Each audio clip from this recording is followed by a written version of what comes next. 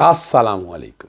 محمد اظہر صدیق اپنے programme political diaries کے ساتھ حاضر خدمت ہے. جمعہ کا دن ہے اور 8 دسمبر تقریباً اب سمجھ لیں آخری اختتام کو پہنچ چکا ہے. یہ سال بھی اپنے آخری مراحل میں ہے، لیکن بہت سی تلخ یادیں چھوڑ کے جا رہا ہے، اور اس میں پاکستان میں جمہوریت کی نفی، تباہ شدہ حالت اور سیاسی جماعتوں کی کینہ پروری، اممیچورٹی، کیا لفظ میں اور کو کہوں، وہ آپ کے ساتھ تفصیلی بات پھر میں کسی وقت کروں گا.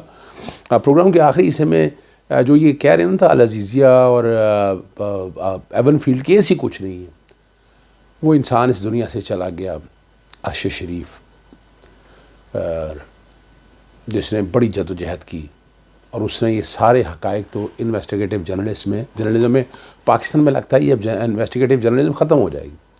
عمران ریاض کے ساتھ کیا حال ہوا آپ لوگوں کے سامنے ہے، ریکارڈ کے اوپر ہے. میں ان میں کوئی تفصیلی باتیں نہ کروں، لیکن عرش شریف کے حوالے سے جویریہ نے بہت محنت کی اور اس پہ اقوام متحدہ نے ایکشن بھی لیا، اس کی ذیلی اداروں نے، لیکن انفارمیشن ہی غلط دی گئی اور اطلاعات ہی غلط پہنچائی گئی، اور بتایا گیا کہ پاکستان میں آزادی صحافت موجود ہے. ہر ایک کو پتہ ہے کتنی کا آزادی صحافت ہے. وہ جو دونوں خط ہیں عرش شریف کے حوالے سے وہ موجود ہیں، اور سوال یہ ہے کہ ابھی تک عرش شریف کو پاکستانی عدالتی نظام سے انصاف کیوں نہیں مل سکا.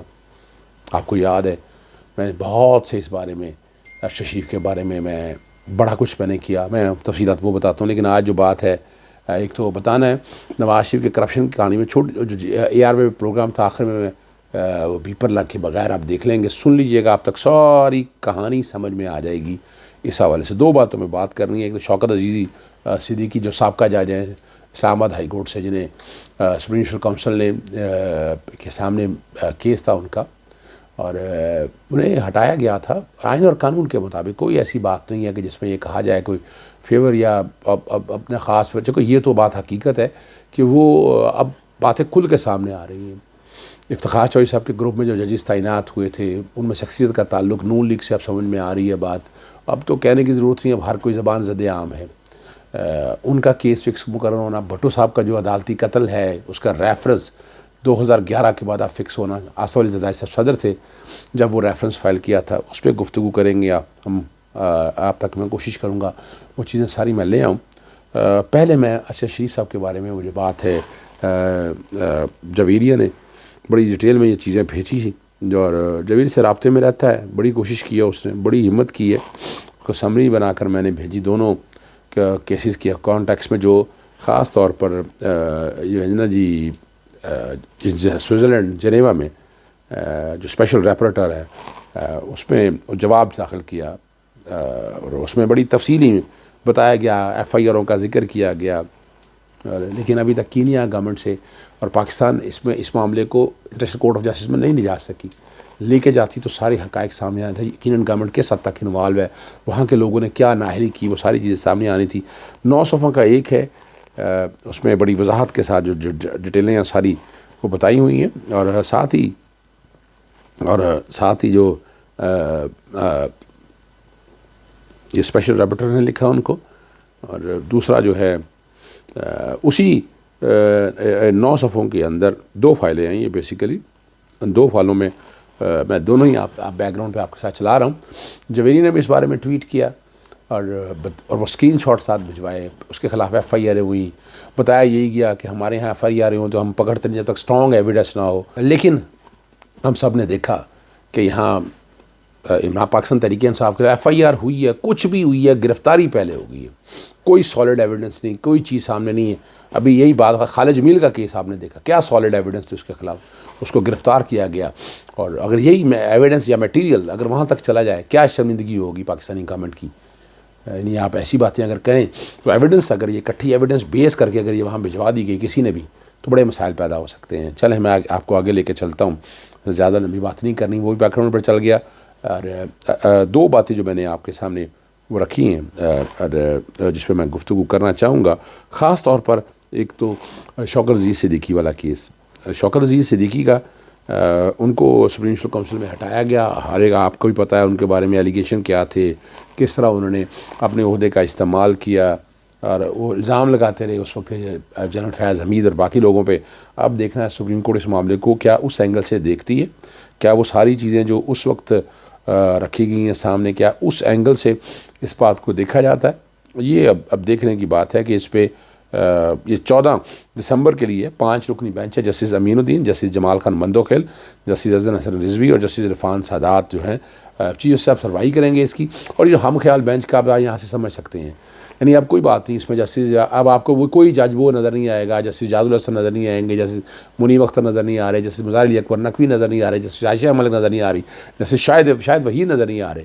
تو اچھا یہی بات نہیں ہے صرف, جب آپ کے سامنے ذوالفقار علی بھٹو صاحب کے عدالتی قتل والے بینچ کے حوالے سے بات کروں گا تو وہاں آپ دیکھ لیں گے کہ واقعی جو میں بات کہہ رہا ہوں وہ سچ ہے یا غلط ہے. اب تو عام زبان زد عام جسٹس قاضی فائصہ کا جس طرح سے کورٹوں کو چلانا ہے, ہر ایک کو پہلے کا بھی پتہ تھا, اب بھی سمجھ میں آ گیا ہے کہ کیا کچھ ہو رہا ہے.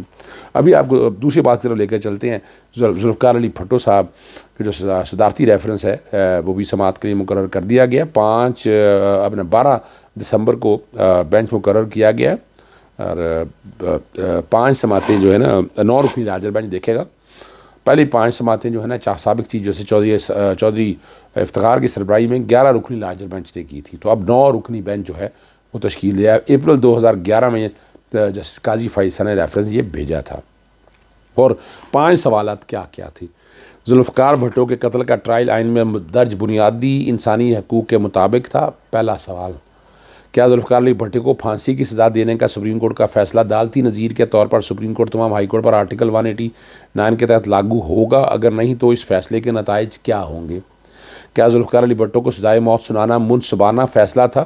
کیا ذوالفقار علی بھٹو کو سزائے موت سنانے کا فیصلہ جانبدار نہیں تھا؟ کیا ذوالفقار علی بھٹو کو سنائی جانے والی سزائے موت قرآنی احکامات کی روشنی میں درست ہے؟ کیا ذوالفقار علی بھٹو کے خلاف دیے گئے ثبوت اور گواہان کے بیانات ان کو سزا دینے کے لیے کافی تھے؟ اب یہ ایک نئی روایت اب دیکھنی ہے. یہاں دیکھنا پڑے گا کہ جو 11 رکنی لارجر بینچ جو بنا تھا وہ ذوالفقار علی بھٹو صاحب کی اپیل کے کانٹیکس کو سامنے رکھ کے بنا تھا. یہ 9 رکنی بینچ, اور اس میں فل کورٹ کیوں تشکیل نہیں دیا گیا؟ جیسے میں پہلے بھی بتایا فل کورٹ تشکیل دیا جانا چاہیے. اور میں ایک بات کرتا ہوتا ہوں کہ ذوالفقار علی بھٹو صاحب سائفر کے حوالے سے یہ سارا بھگت رہے, اور عمران خان بھی یہی بات ہے. تو اب دیکھنا ہے عدالتی تاریخ اپنی کی ہوئی غلطیاں کوتاہیاں کیسے دور کر پاتی. یہ بھی دیکھنا ہوگا کہ سپریم کورٹ کا جب فیصلہ ہو جائے کیا اس فیصلے میں کوئی اس کے اگینسٹ فار اینڈ اگینسٹ کوئی ایسی بات آ سکتی ہے, اور کیا ریفرنس میں اگر وہ بات آئے تو اس سے کوئی ججمنٹ میں کوئی امپیکٹ نہیں پڑے گا. یہ تو میں آپ کو پہلے بتا دوں. ہاں اپنا کوئی نہ کوئی کوتاہیاں جو ہوتی ہیں اس کی داد رسی کہہ دیں, کمیاں کہہ دیں, وہ شاید پوری ہو جائے. لیکن اگر یہ کہیں کہ یہ تاریخ بدل جائے گا بہت مشکل ہے. یہ بھی ریکارڈ کی بات ہے کہ 4 چیزیں بڑی بات ہے. 109 میں سزا دی گئی تھی اور یہ عدالتی نظیر کے طور پر پیش نہیں کی جاتی ہے, number 1. Number 2, trial session court سے اٹھا کر براہ راست ہائی کورٹ لے جایا گیا. یہ مثال بھی آپ کو نہیں ملتی. ایک اپیل کا حق دے دیا گیا تھا, اور ہائی کورٹ میں جس طرح ٹرائل چلا, جس طرح چلانے دیا گیا, جس طرح وکلا کو وہاں آزادی نہیں تھی, اس طرح کے حالات آپ آج بھی دیکھ رہے ہوں گے. بالکل اس سے ملتی جلتی چیزیں ہیں, کئی موجود ہیں. پھر اس میں جو وکیل صاحب تھے جنہوں نے مختلف درخواستیں دی تھی, کراچی سے نام نہیں میں ان کا لے رہا, میں چونکہ واحد آدمی ہوں جس نے ذوالفقار علی بھٹو کا صاحب کا ٹرائل جو ہے وہ سارا پڑھا ہے. وہاں 342 کا سٹیٹمنٹ ذوالفقار علی بھٹو صاحب کا بڑا واضح طور پر ہے. ہینری کسنجر کو جب اس نے کہا تھا we will eat grass and will not compromise, یہ ریکارڈ کا حصہ ہے. ایٹامک آرسینل کے حوالے سے, ایٹامک پروگرام رول بیک کرنے کے حوالے سے ذوالفقار علی بھٹو 2 بڑی آپ کہہ سکتے ہیں. ایک تو مسلم امہ کو اکٹھا کرنا تھا. اس وقت جو کوئی بھی تھے, ذوالفقار علی بھٹو, شاہ فیصل, صدام حسین, شاہ اردن, یاسر عرفات, ان اور تاریخ میں ان سب کے ساتھ جو کچھ ہوا وہ ریکارڈ کے اوپر اویلیبل ہے. عمران خان نے بھی یعنی ہم ان کو غدار کہتے تھے, اس ملک سے نکل نہ سکے, اور کئی لوگ لیڈروں کو ہم محب وطن کہتے ہیں, ان کو نکال کے لے جاتے ہیں, واپس بھی لے آتے ہیں. عمران خان نے بھی مسلم امہ کے اکٹھے ہونے کی بات, اسلام فوبیا کی بات کی, انہوں نے اسلامی ٹی وی کی بات کی, اور وہ بڑے رول کی بات کر رہے تھے مسلم امہ کے حوالے سے. اور تاریخ دیکھیے دہراتی ہے. لیکن یہ میں بتا دوں ذوالفقار علی بھٹو کے ساتھ جو ہونا تھا ہو گیا. عمران خان صاحب کے ساتھ ایسا ممکن نظر نہیں آتا. میں نہیں سمجھتا ایسے حالات ہوں. یہ بھی میں تاریخ کے اوراق میں 342 کی سٹیٹمنٹ آج نکال کے دیکھیں. چاہے اسلام آباد سپریم کورٹ کو چاہیے ذوالفقار علی بھٹو کے ٹرائل کا ریکارڈ سارا منگوائیں اور قوم کے سامنے رکھ کے دکھائیں, ایک نظیر کے طور پر پیش کیا جائے وہ ٹرائل کا ریکارڈ سارا. ذوالفقار علی بھٹو صاحب کا 342 کا سٹیٹمنٹ, اور خاص طور پر ان کے وکیل جو ان کی پیروی کرتا تھا کراچی سے آ کر, جو مختلف درخواستیں دی تھیں ایک دن کراچی میں غالباً کو زہر دے کے قتل ہو گیا، اس کی تحقیق کوئی سامنے آ سکی؟ کوئی پتہ نہیں چل سکا۔ چلیں بس آخر میں ارشد شریف ہے جو ایون فیلڈ اور لزیزیا کی جو کمپنی ہے، نیلسن، نیسکوم اور یہ مینروا، ان کے بارے میں جتنی تحقیق کی، کچھ ایک چھوٹا سا چنگ ان کو یادداشت کے طور پر لگا رہا ہوں، پیچھے دیکھیے گا۔ اور خبر دیں گے آپ کو، کیپٹل ایف زیڈ ای شریف خاندان کی منی لانڈرنگ کا مرکز نکلا ہے۔ منی لانڈرنگ کا انکشاف شریف خاندان کے خلاف انکوائری میں ہوا ہے۔ کیپٹل ایف زیڈ ای کے بینک سٹیٹمنٹ کاروباری امور بتانے سے قاصر ہیں۔ سینئر اینکر پرسن ارشد شریف ہمارے ساتھ لائن پر موجود ہیں، ان سے بات کرتے ہیں۔ ارشد شریف صاحب بتائیے گا اس انکشافات کے حوالے سے۔ کئی اہم چیزیں اور دستاویزات لیٹسٹ سامنے آ رہی ہیں، اور جس سے آن گوئنگ تحقیقات ہیں اس میں پتہ لگ رہا ہے کہ شریف خاندان جو کہہ رہے ہیں کہ جسے صرف اقامے پہ نکال دیا، کیپٹل ایف زیڈ ای وہ کمپنی ہے جو سب سے پہلے جسٹس اعجاز الاحسن صاحب نے 20 اپریل کے اپنے فیصلے میں آئیڈینٹیفائی کی، اور پھر اس کے بعد جے آئی ٹی کو باقاعدہ کہا کہ اس کی تحقیقات کرے۔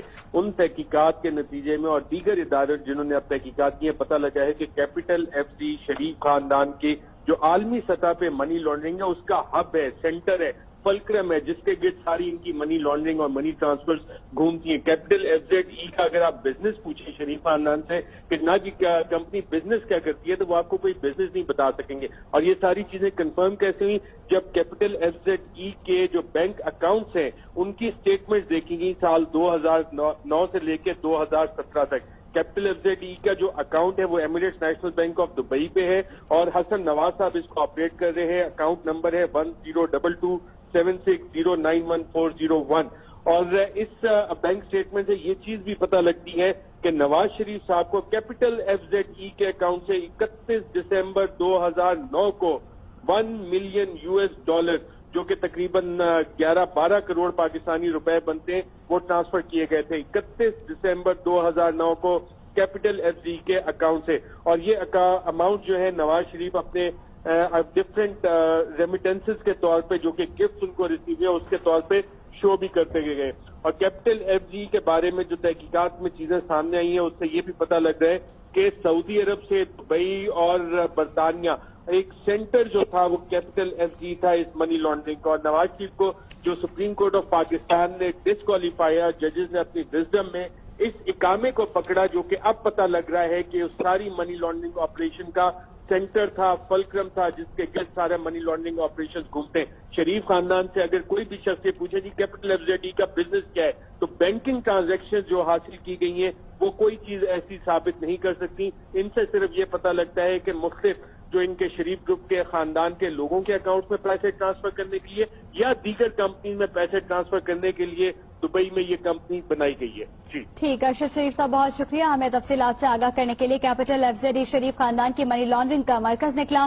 منی لانڈرنگ کا انکشاف شریف خاندان کے خلاف انکوائری میں ہوا۔ کیپٹل ایف زیڈ ای کے بینک سٹیٹمنٹ کاروباری امور بتانے سے قاصر ہے۔ کیپٹل ایف زیڈ ای کے اکاؤنٹس میں صرف رقوم کی منتقلی کا انکشاف ہوا۔ کیپٹل ایف زیڈ ای کا ایک اکاؤنٹ دبئی کے ایمریٹس بینک میں تھا۔ 2009 سے 2017 تک بینک سٹیٹمنٹ میں خاص انداز میں رقوم کی منتقلی کا انکشاف ہوا۔